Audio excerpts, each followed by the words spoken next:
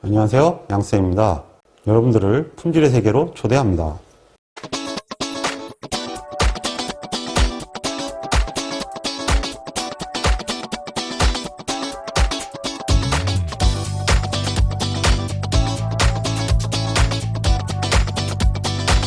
이번에는 생산 시스템의 개념에 관해서 학습합니다.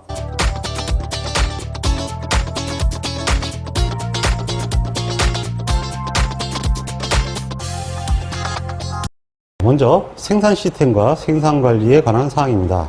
일단 먼저 시스템이 뭐냐 하는 것부터 시험에 혹간 나오는데요. 이 시스템은 기본적으로 좀 개념이 어렵습니다. 하나의 전체를 구성하는 어떠한 큰 시스템을 얘기하죠. 서로 관련된 구성 요소로 이루어졌으며, 즉 시스템이 서로 관련되는 것들끼리 이렇게 구성 요소로 이루어졌다.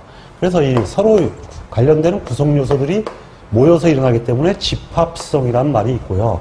이것과 이것이 관계를 갖기 때문에 관련성이라고 합니다. 그 다음에 이 시스템은 분명히 어떠한 공통적인 목적이 있어야만 움직일 수가 있죠. 그래서 목적 추구라는 말이 나오게 되어 있고요. 그리고 이러한 목적을 달성해 가는 과정에 있어서 환경이 여러 가지로 변화해 가는데 환경과 조화를 이루어야 된다.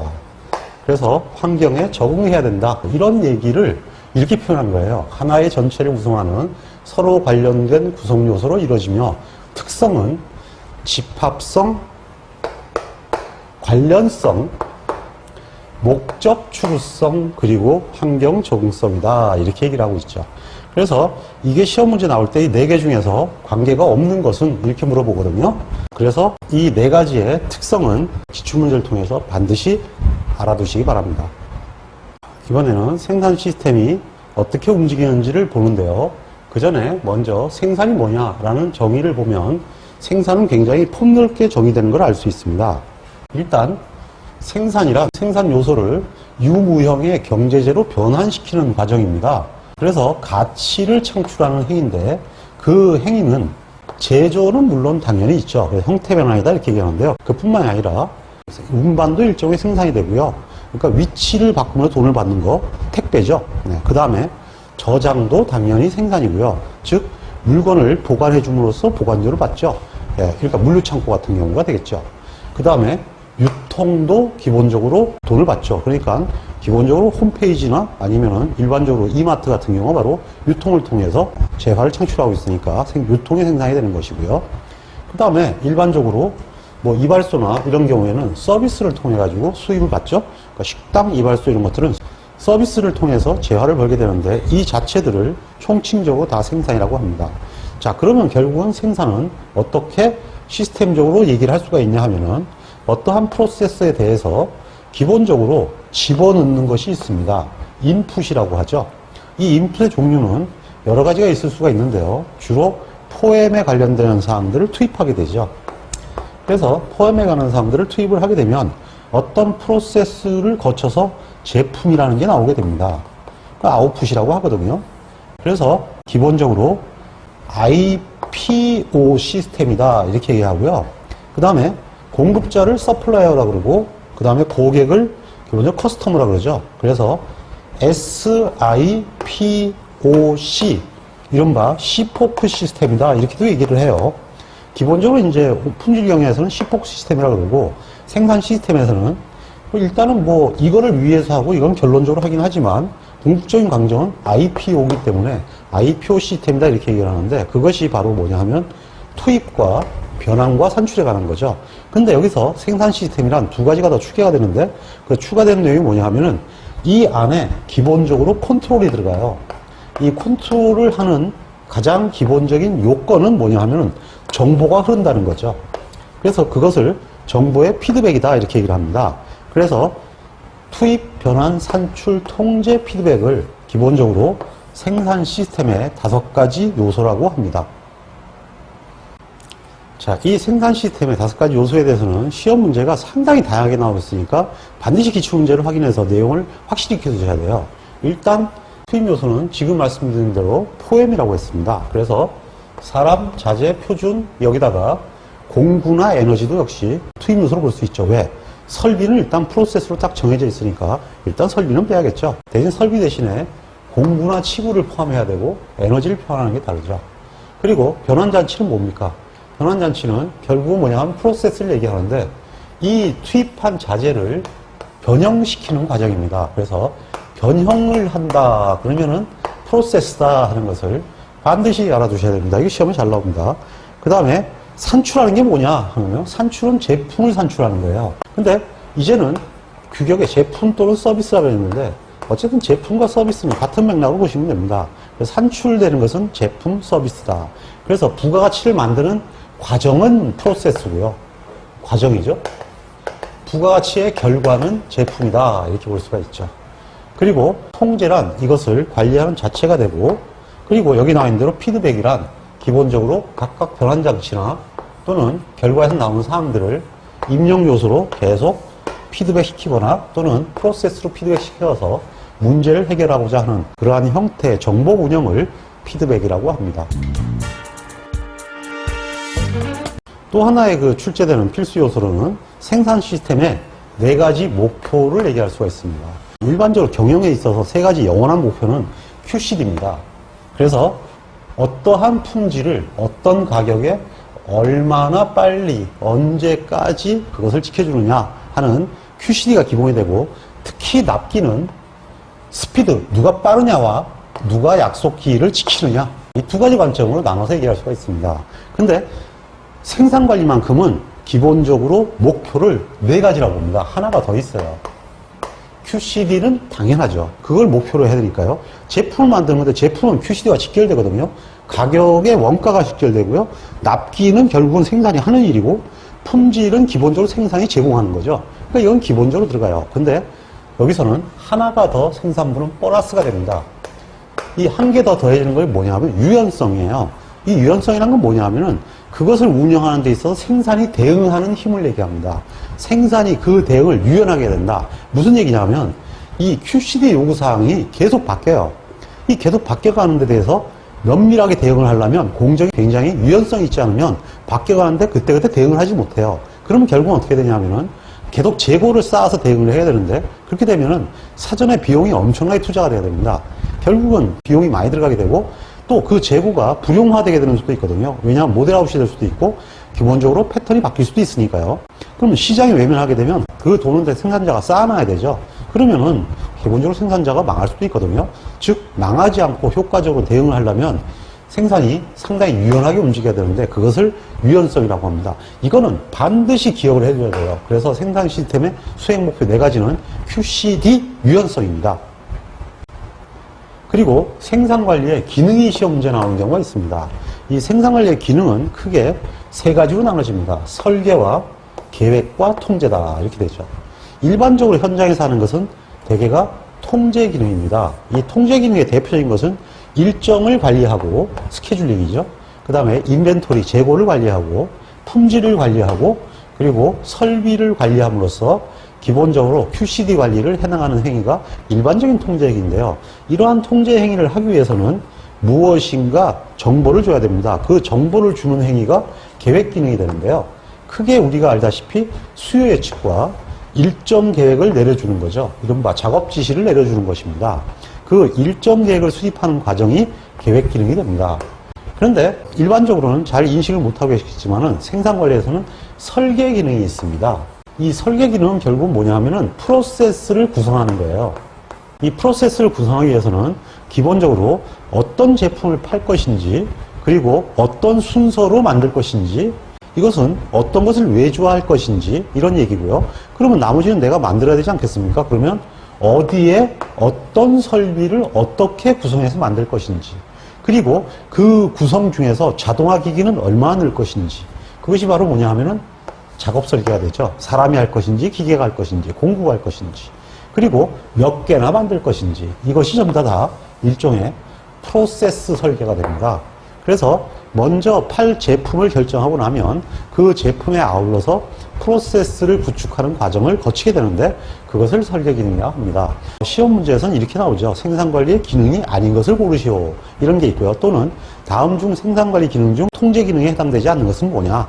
또는 계획 기능에 해당되지 않는 게 뭐냐, 이런 식으로 기출문제들이 출제가 되어 있습니다. 자, 그러면 이번에는 생산관리의 발전 방향에 대해서 알아보도록 하겠습니다. 생산관리 얘기할 때 빼놓을 수 없는 초기의 학자들이 있는데요. 그 세 분이 테일러, 포드, 메이오입니다. 이 세 분에 대해서는 굉장히 워낙 시험에 많이 출제가 되어 있고, 그 다음에 이 내용이 사실상 생산관리의 기초에 관한 거기 때문에 이분들의 얘기가 거의 2번 중에 1번은 출제가 됩니다. 그러니까 당연히 알고 있어야겠죠. 그 중에서 주 단골은 테일러와 포드가 됩니다. 테일러부터 먼저 알아보도록 하겠습니다. 이 테일러는 베들레헴 제강소에서 근무했던 분입니다. 거기서 이분이 한 거는 뭐냐 하면은 과학적 관리라는 걸 처음 시작을 했는데요. 그래서 뭐라 그러냐면 경영학의 아버지다, 이런 표현을 씁니다. 이 사람이 한 것은 표준 시간을 정했고요. 이 표준 시간과 일일 작업량을 결정합니다. 공정한 일일 작업량이라고 그러죠. 예, 일일 작업량을 결정해서 그 작업량을 달성한 사람에게는 기본적으로 칭찬을 해줘요. 그리고 작업량을 초과하게 되면 성과급을 줍니다. 즉 성공에 대한 우대다, 이렇게 얘기하는데요. 그러니까 동일 시간 동안 일을 해도 일을 많이 한 사람에게는 성과급을 주니까 고임금을 지급한다, 이런 얘기가 되죠. 그래서 고임금을 주는데, 반면에 목표량을 작업자가 달성하지 못하면 기본적으로 그 양을 작업하기 위해서는 혼자 잔업을 해야 돼요. 물론 잔업 비용은 주지 않죠. 그러니까 작업자가 손실을 책임져야 되는 형태가 되는 거예요. 그래서 공정한 일일 작업량 자체를 우리가 과업관리라고 합니다. 그래서 과업관리라고도 하고 작업자가 책임지고 그 할당량을 일을 해야 되는 거예요. 그러면은 과거에는 시간이 되면 사람들이 퇴근했으니까 능력이 없는 친구들은 덜 만들었을 거 아닙니까? 근데 이렇게 제대로 하다 보니까 능력이 있는 애들은 더 만들어야 돼요.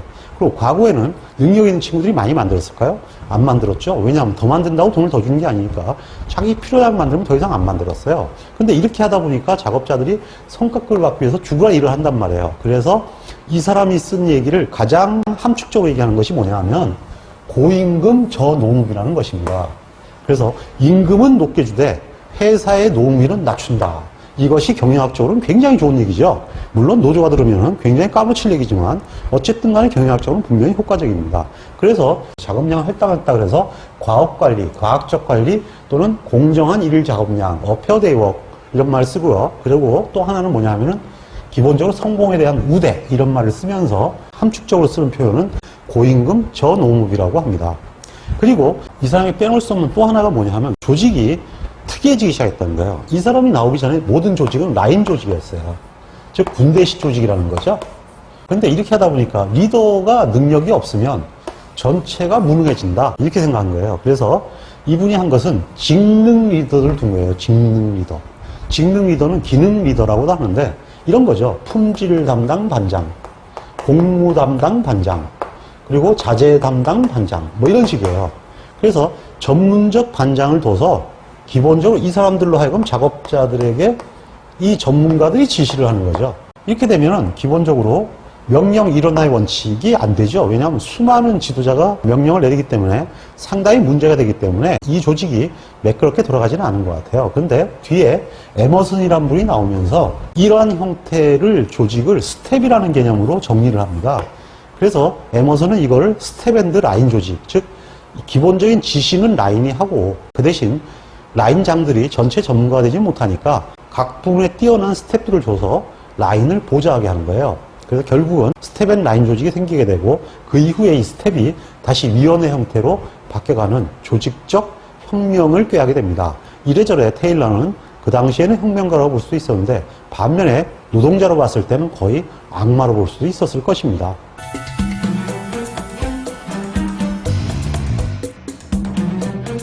테일러만큼이나 유명한 친구가 헨리 포드입니다. 미국의 디트로이트의 영광. 이것이 바로 이제 포드인데요. 이 포드는 기본적으로 고임금 저가격이라는 슬로건을 내세웁니다. 그러니까 테일러가 전업이니까 회사 위주라면 기본적으로 포드는 고객 위주가 됩니다. 물론 저가격으로 대량 생산을 해서 판매를 하게 되면 회사가 이익이 되죠. 그래서 한때 포드 시스템이 세계 시장 점유율의 50%를 넘게 가져가게 됩니다. 거의 세계를 석권하게 되죠. 자, 이것이 대량 생산의 위력인데 포드 시스템의 내용을 정리해보면 이렇게 됩니다. 포드는 사실은 컨베어를 활용을 했어요. 그래서 작업을 분업화를 합니다. 그래서 작업을 분업화를 해놓고 이것을 작업자를 연결을 시켜서 작업을 하다 보니까 자연스럽게 컨베어가 형성되게 되고요. 그리고 하나를 만드는데 여러 사람이 투입되는 동시관리라는 것이 처음으로 시작됩니다. 그래서 연속 생산과 대량 생산의 방아쇠를 당기게 됩니다. 이러한 형태의 방식을 이동조립법이라고 합니다. 이동조립법은 제품이 이동되는 과정에서 작업이 일어난다 해서 붙은 얘기입니다. 그래서 포드 시스템에 대별되는 얘기는 크게 세 가지가 되는데 동시관리, 이동조립법, 고임금 저가격입니다. 그리고 컨베어도 만만치 않게 시험에 나오고 있습니다. 그리고 포드 자동차는 급여를 7제로 처리했다고 합니다. 이것도 혹간 시험 문제는 나와 있었습니다. 근데 무엇보다도 중요한 것은 포드의 3S입니다. 이 3S가 사실은 생산관리에 굉장히 큰 번영을 갖고 왔는데 이른바 생산의 3원칙에 관련되는 얘기가 되겠습니다. 그래서 이 포드의 3S의 그 내용을 보면 먼저 제품을 단순화합니다. 이 제품을 단순화하게 되면 기본적으로 만들어지는 것이 정해져 있기 때문에 부품을 규격화할 수 있습니다. 즉 부품이 표준화된다. 그래서 스펙시피케이션 또는 스탠다지제이션이 되죠. 그러면은 부품이 늘 정해진 것을 만드니까 정해진 걸 사람이 계속 혼자 할 필요는 없죠. 공구를 만들거나 자동기기를 투입하는 전문화가 이루어집니다. 스페셜리스트가 일어나게 되고 결국은 이렇게 되면 작업이 굉장히 쉬워집니다. 단순해지는 거죠. 그래서 실질적으로 제품의 단순화를 통한 생산의 3S를 이루는 것이 바로 포드 시스템의 함축적인 용어가 됩니다. 이것은 생산관리의 3S라고도 합니다. 굉장히 중요한 얘기죠. 세 번째는 메이오로 대별되는 호송 공장 실험을 얘기합니다. 이 메이오는 호송 공장에서 조명이 생산성에 어떤 영향을 미치는지 조사를 했는데요. 조명보다는 작업자들이 회사에 대해서 어떤 감정을 갖느냐에 따라서 생산량이 변한다는 것을 알아내게 됩니다. 결국은 동기부여를 통해서도 생산성 향상을 할 수 있다는 걸 알아내게 되죠. 이것을 호송 공장의 인과관계 연구다 이렇게 얘기를 하고요. 이후에 이것이 조직행위론으로 연결되게 됩니다. 자, 이 세 사람에 관련되는 것이 주로 나오는데 이것을 총합적으로 정리해 놓은 것이 18년도에 출제된 기출문제입니다. 이 문제를 보시면 세 사람의 관계를 잘 비교해서 볼 수가 있습니다. 테일러와 포드와 메이오 시스템을 비교한 것인데 틀린 것을 고르시오 이렇게 얘기했죠. 우선 핵심 부분은 과업관리, 그 다음에 동시관리, 인과관계론 이렇게 될 수가 있죠. 그리고 기본적으로 내용은 과학적 관리법이고 대량 생산 방식이고 인과관계론이다 이렇게 돼 있고요. 무엇을 중시했느냐 그러면 생산의 가치를 중심했습니다. 그래서 고임금 저무응비, 그러니까 결국은 기업에 있다 이렇게 본 거고 이것은 고임금 저가격, 즉 고객 만족을 본 것이죠. 근데 이것은 뭐냐면 그냥 인간가치다 이렇게 돼 있죠. 어쨌든 이건 다 맞았다고 볼 수가 있어요. 약점이 정리가 되어 있는데요. 노동자에겐 저승사자였다. 즉 기본적으로 작업자가 좀 상당히 곤란해졌다, 힘들어졌다는 얘기고요. 반면에 포드 시스템에서는 기본적으로 이것이 전체적으로 제품을 단순화하고 하는 과정에 시간도 많이 걸리고 그리고 자동화나 이런 것들을 투입해야 되기 때문에 투입 비용이 많이 들어갑니다. 그래서 고정비 부담이 커지게 되죠. 그래서 나중에 라인을 교체하고 하는데 시간이 너무 많이 걸리고 비용이 너무 많이 걸리기 때문에 결국은 포드는 세계 시장의 50% 이상의 점유율을 가지는 강력한 기업이었지만 결국은 GM한테 밀리고 지금은 오늘날 굉장히 축소되어 있는 형태로 대응되는 것을 알고들 계시죠. 그 다음에 메이오 시스템은 너무 인과관계만 치우쳤습니다. 생산성이라는 것은 어떻게 운영하냐에 따라 달라지게 되고요. 그리고 전체적으로 기술과 인간이 조화를 이루어야지 위용만 가지고는 생산성 향상할 수는 없죠.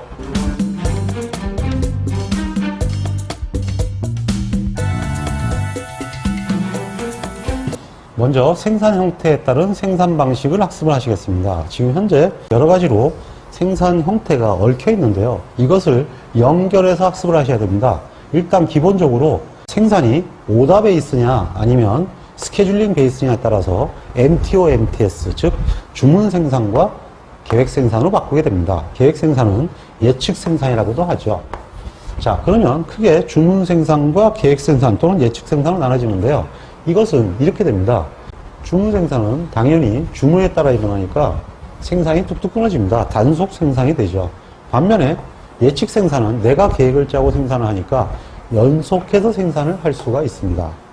그리고 주문 생산은 기본적으로 설비를 기능식으로 배치해놔야 됩니다. 왜냐하면 어떤 경로로 올지는 모르기 때문에 당연히 설비의 배치가 기능식 배치가 되고요. 그 기능식 배치를 공정별 배치라고 하고요. 계획 생산은 기본적으로 우리가 계획을 하고 만들기 때문에 생산이 투명해지죠.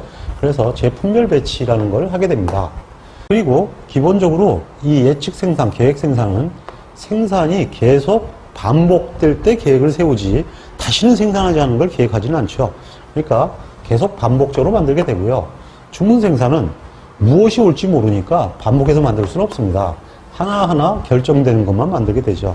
그래서 주문 생산은 개별 생산과 연결이 되고 예측 생산은 연속 생산과 연결이 되며 연속 생산은 연속 생산, 개별 생산은 단속 생산으로 연결이 됩니다. 네, 그리고 개별 생산은 당연히 다품종 소량 생산, 양이 작을 수밖에 없고요. 그리고 기본적으로 이 연속 생산은 소품종 대량 생산, 즉 양이 많을 수밖에 없습니다. 그래서 이와 같은 식으로 구성이 되게 되고요. 그리고 당연히 생산량과 생산 기간을 보게 되면 이러한 연속 생산 시스템은 대개가 라인 생산이나 로트 생산 방식이 되고, 그리고 이러한 단속 생산은 기본적으로 개별 생산이 됨을 알 수가 있습니다. 자, 이와 같이 시스템을 연결시켜서 알아두시기 바랍니다. 즉, 주문 생산은 개별 생산, 다품종 소량 생산, 단속 생산이다. 이렇게 연결시키면 되고, 예측 생산은 계획적으로 소품종 대량 생산, 연속 생산이 일어난다. 이렇게 기억하고 계시면 크게 문제될 것이 없습니다. 자, 그러면 단속 생산과 연속 생산을 해당되는 걸 연결시키면 이렇게 연결을 시킬 수가 있죠. 특징은 이렇게 얘기할 수가 있습니다. 단속 생산은 설비를 라인 구성이 어렵죠. 비계획적으로 만드니까. 그래서 범용 설비로 주로 구성을 하게 되고요. 연속 생산은 우리가 구체적으로 필요한 것을 계속 해놓고 만들기 때문에 당연히 전용 라인 체계를 갖추게 됩니다. 그리고 이 장점은 대량 생산이 일어나게 되고요. 반면에 단속 생산은 소량으로 만드는 대신에 설비별로 계속 묶어놨기 때문에 흐름화가 안 돼 있죠. 그래서 작업 관리가 굉장히 상대적으로 복잡해집니다. 그리고 숙련공이 필요하겠죠. 반면에 이쪽에서는 라인으로 구성해놨기 때문에 만약에 그 제품이 끝나버리게 되면 포드처럼 굉장히 수요 변화에 대응하기가 어려워집니다. 그것이 문제점이 되죠. 그리고 생산 방식은 주로 연속 생산을 적용하게 되고요. 단속 생산은 기본적인 설비 기능으로 묶어놨기 때문에 어떤 제품이 들어오든 대응을 할 수가 있습니다. 그래서 상대적으로 범용 설비를 많이 쓰게 되고 설비 투자액이 적은 게 특징입니다. 실제 단속 생산과 연속 생산은 이렇게 관계도 나오지만 특장점도 나오니까 알아두시기 바랍니다. 이렇게 생각하면 됩니다. 단속 생산은 조금 만드는 만큼 어렵다. 대신 조금 만드는 만큼 나중에 바꾸기 쉽다. 여기는 대량 생산하는 만큼 싸다. 흐름화. 이렇게 되지만 사실 바꾸기가 어렵다. 유연성이 작다.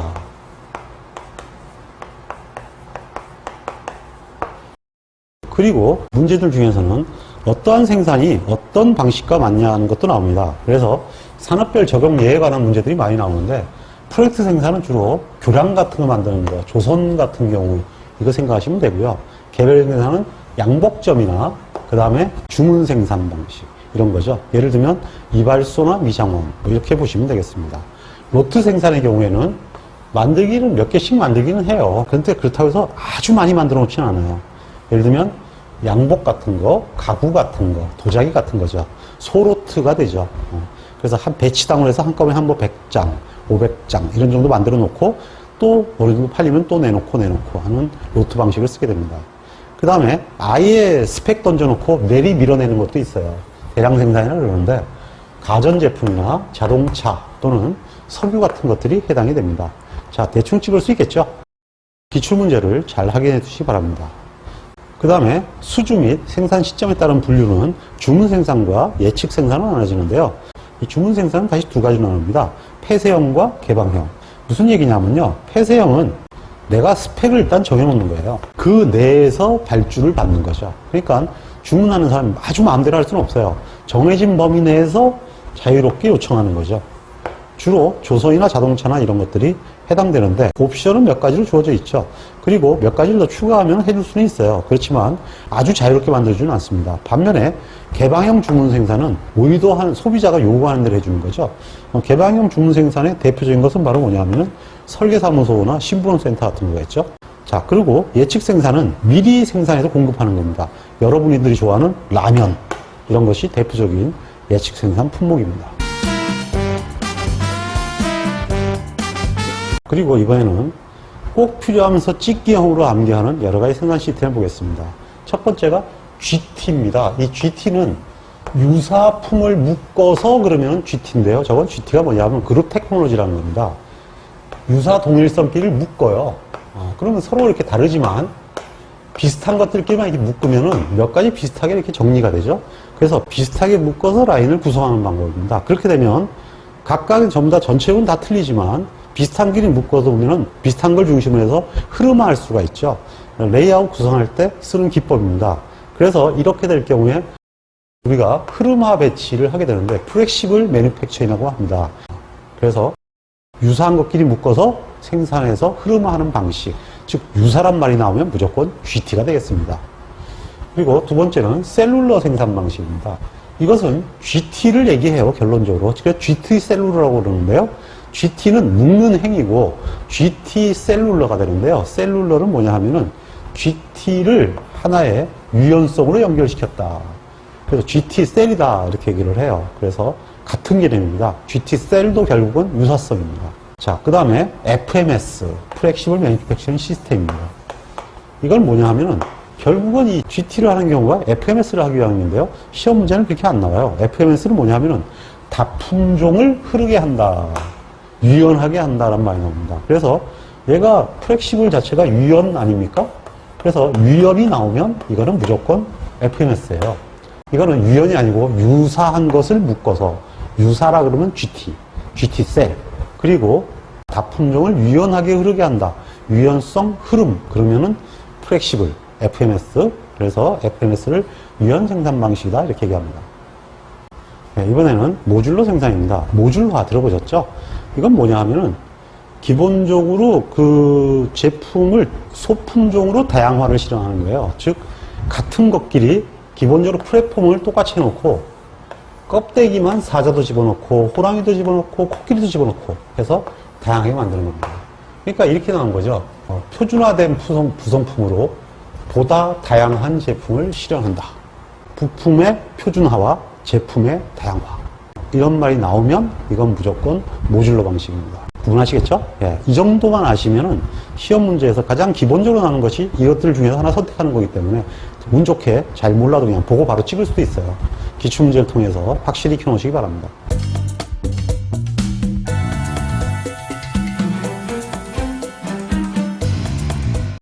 네, 이번에는 설비 배치의 원칙입니다.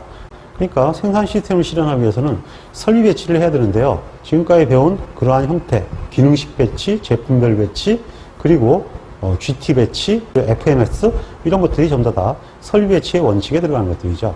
이 설비 배치를 왜 하느냐 하면 우리가 QCD를 실천하기 위해서는 유연성을 확보해야 된다 그랬죠. 예, 그래서 합니다. 즉 제조의 유연성을 확보하는 걸 목적으로 합니다. 그리고 아주 옛날에는 공정거래 기사시험이나 이런 데는 설비 배치의 이 7원칙이 시험에 나온 적이 있었습니다. 근데 최근 들어서 이거는 거의 안 나와요. 그냥 상식적으로 생각하면 되는데요. 어떻게 흐르게 할 것이냐, FMS죠. 그리고 설비 간 거리를 단축할 거냐. 그 다음에 균형 원칙이라는 것은 바란싱을 어떻게 할 거냐 하는 거고, 가급적이면 GT, 묶어서, 그리고 종업원들이 마음이 불편하지 않도록, 그리고 다양한 품목을 해결할 수 있도록 융통성을 부여할 것, 그리고 설비가 너무 커도 안 되겠죠. 예, 공간을 확보할 것, 뭐 이런 것들이 주가 되는데요. 거의 출제가 안 되니까 이거는 뭐 그렇게 관심 안 가져도 됩니다. 그냥 상식적으로 생각하고 나오면 찍으세요. 예, 이 설비 배치의 핵심 문제는 제품별 배치와 기능식 배치에 대한 사항입니다. 이 제품별 배치는 기본적으로 이걸 제품별 배치라고 해요. 탭, 밀링, 뭐 드릴, 그라인딩이 순서대로 이렇게 쭉 형성되어 있는 거예요. 그럼 공정이 쭉 흘러가는 대로 있으니까 작업이 쭉쭉쭉 붙어서 최단 기간으로 잘 흘러나가겠죠? 이렇게 되면 하나씩 만들고 계속 넘어가니까 제공품도 없고요. 왜냐하면 여기는 만들 동안 이거 쌓아야 되지 않겠습니까? 그러니까 군데군데 이 공정별 배치, 기능식 배치는 쌓여 있어요. 기능식 공정별 같은 말입니다. 그래서 계속 쌓여 있는데 여기는 쌓여 있지 않고요. 그 다음에 작업을 한 가지만 하면 되거든요. 이건 혼자 다 돌아다니면서 다 할 줄 알아야 되죠. 그러니까 종업원 훈련이 용이하고요. 그 다음에 이렇게 전용화 해놨는데 나중에 다른 거 만들려면 못 만들죠. 이거 다 뜯어 옮겨야 돼요. 그러니까 설비에 투자 비용이 많이 들어가고 고치기가 어렵고 이런 얘기가 되죠. 그래서 기본적으로 생산량이 뚝 떨어지면 라인이 놀아야 되는, 가동률에 영향을 받는 그런 형태가 될 수도 있다. 그러니까 생산 시스템에서 나온 얘기가 똑같이 대량 생산의 폐해가 똑같이 이 제품별 배치의 폐해로 나타나고요. 대량 생산의 장점이 제품별 배치의 장점으로 나타납니다. 이번에는 공정별 배치, 즉 기능식 배치예요. 이 경우에는 어떻게 되냐면 다품종 소량 생산에 적합하다. 그래서 왜냐하면 라인화를 하기가 어려우니까 이렇게 배치를 한 거거든요. 드릴, 그라인딩, 밀링 뭐 이런 식으로. 그래서 이걸 기능식 또는 공정별 이렇게 얘기를 하는 거예요. 결국은 이거는 설비가 뭐 특정 제품을 맞춘 게 아니니까 매우 다양하게 확보를 해야겠죠. 여러 가지를 만드니까 범용기계다 이렇게 표현한 거고요. 그 다음에 뭐 라인이 바뀌더라도 뭐 흘러가는 경로가 바뀌겠지 뭐 다른 건 아니죠. 그러니까 제품이 바뀌더라도 문제가 안 되고 다만 숙련공이 필요하고요. 다 다룰 줄 알아야 되니까. 그리고 훈련이 쉽지 않다. 이것이 문제점이 되겠죠. 이거 외에는 조선소와 같은 경우를 고정 위치 배치라고 합니다. 즉 조선소 같은 경우는 도크가 정해져 있죠. 도크가 정해져 있고요. 제품도 일로 이동해서 거쳐가고요. 사람도 이동해서 거쳐가요. 그래서 기본적으로 제품 설계 기계가 다 이 작업장에 와서 움직여가는 대로 따라서 움직여 나가는 형태가 되죠. 건설 현장 마찬가지죠. 이러한 형태가 고정 위치 배치가 됩니다. 예를 들면 리조트를 짓는다 또는 리조트를 운영한다 이런 것들도 다 고정 위치 배치가 됩니다. 기출문제 참조해 주세요. 자, 그리고 그룹식 배치. 이 그룹식 배치는 GT 배치를 얘기합니다. 그래서 전체적으로 필요한 것들 유사한 걸 묶어가지고 하나의 짧은 거리의 동선을 가지고 할 수 있도록 하기 위한 묶어놓은 형태의 배치를 그룹식 배치라고 하는데요. 이것을 율동식 배치라고도 합니다. 즉 이렇게 되면 기본적으로 이렇게 하나의 형태가 이렇게 되는데 이렇게 갈 수도 있고 이런 경우에 따라 이렇게 갈 수도 있죠. 그래서 율동식 배치다 이런 표현을 쓰죠. 즉 배치 생산 방식에 적합하며 이동거리를 최소화한다. 그리고 다품종의 흐름화를 추구한다. 대표적인 것이 유라인이다. GT 셀룰러 생산 방식이다 이렇게 되고요. 율동식 배치와 그룹식 배치는 동일 의미로 축지가 되니까 서로 다르다고 생각하지 마세요. 이러한 설비 배치를 실현하는 기법은 SLP라는 게 있습니다. 이 SLP가 대표적인 설비 레이아웃을 깔아가는 기법인데요. 리차드 머드에 의해서 만들어졌습니다. 이 머드는 이 SLP 이론에서 가장 기본적인 요소 5가지를 정해가지고 먼저 이것이 결정돼야 된다고 했는데요. 이것의 결정은 굉장히 웃깁니다. O, P, Q, R, S, T 이렇게 순서대로 놓고요. 거기다가 다 붙였어요. P는 제품, Q는 수량, R은 경로, 그 다음에 S는 서비스, 그리고 T는 타임, 즉 시간, 이 5가지를 요소로 보고 이 요소에 의해서 레이아웃을 구성할 수 있다 이렇게 얘기했습니다. 좀 재밌는 친구죠. 예, PQRST. 예, 이 SLP로는 가장 많이 시험에 나오는 것이 PQ 분석에 따른 시험입니다. PQ 분석에 따른 시험이라는 게 무슨 얘기냐면요. 기본적으로 제품의 생산량을 Y축으로 놓고요. X축에는 프로덕트, P, 제품의 종류들을 세웁니다. 그러면 제품의 종류에 대해서 파레토도를 그래요. 생산량에 대한. 그럼 이렇게 생산량이 줄어가게 되어 있죠. 그럼 이 중에서 주력 품목을 A 클래스, 소품종 대량 생산 계통, 그 다음에 중품종 중량을 B 클래스, 그 다음에 다품종 소량을 C 클래스로 구분을 합니다. 이 중에서 A 클래스에 관련되는 제품들은 라인을 어떻게 배치하느냐? 그러면 제품별로 배치한다. 대량 생산할 거니까. 이렇게 얘기하고요. 그 다음에 조립도를 그린다. 이렇게도 나오고요. 여기에 해당되는 도표로서 시험에 나와 있는 게 A그룹은 어떤 도표를 그리느냐? 그러면은 고진토 도표를 그린다 그랬는데 이 고진토 도표는 조립공 정도를 얘기합니다. 그러니까 왜냐하면 대량 생산을 하게 되면 라인 방식 생산을 해야 되니까 조립공 정도를 그리겠다 이런 얘기가 되죠. 예, 근데 그게 조립공 정도라고 안 나오고 고진토표라고 나오니까 주의하셔야 합니다. 고진토 잘 모르겠다고요? 그냥 가제트 8 이렇게 생각하세요. 쫙쫙 늘어나잖아요. 흐름화. 그러면 A그룹이다. 금방 이해가시죠? 그 다음에 B그룹에서 사용되는 기법은 다품종 분석입니다. 이것은 설명을 하면 좀 시간이 걸리기 때문에 생략하겠습니다. 아마 인터넷에 검색하면 알 수 있을 거예요.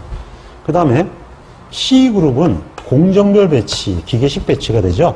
네, 그래서 분석은 프롬프트 차트라는 걸 이용해서 분석을 하고요. 주로 자재를 배치하는 방식은 기본적으로 투빈 뭐 이런 것들을 사용하게 되죠. 그래서 이것을 정리하면 이렇게 된다는 얘기죠. A그룹은 제품별 배치, 고진토표. B그룹은 GT셀 그리고 다품종 분석표. C그룹은 프롬프트 차트. 프롬프트 차트와 다품종 분석표는 다릅니다. 반드시 C는 프롬프트 차트, B는 다품종 분석표로 구분해서 기억해 두시기 바랍니다. 이 SLP를 하는 과정 중에서 중요한 것은 뭐냐면은 활동 상호관계 분석을 하는 건데요. 이 활동 상호관계 분석을 하게 되면 주로 관련도를 아의 이오우로 나타냅니다. 그냥 그대로 이렇게 생각하시면 됩니다. 성악의 세계는 아의 이오우. 아, 매우 관련이 있다. 에, 관련이 깊다. 이, 관련이 있다. 오, 관련이 적다. 우, 관련이 없다.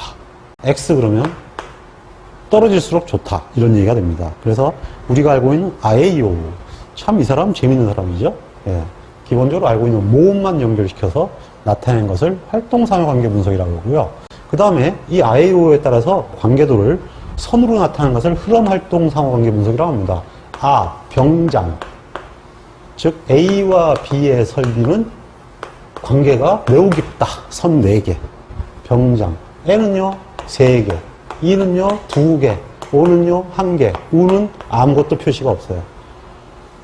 X는요 파선. 있어서는 안 된다는 뜻입니다. 그래서 병장, 상병, 일병, 이병 이런 식으로 구분이 된다는 걸 아시면 쉽게 이해하겠죠? 이렇게 표현된 것을 흐름활동 상호관계 분석이라고 하고요. 이렇게 설비들하고 관계를 연결시킨 다음에 이것들을 도면에 나타내는 것을 면적 상호관계 분석이라고 합니다. 젊은 시절에 저도 굉장히 이걸 많이 그렸었는데요. 이런 사람들을 프론트 엔지니어라고 합니다. 생산기술의 대표적인 업무 분야죠.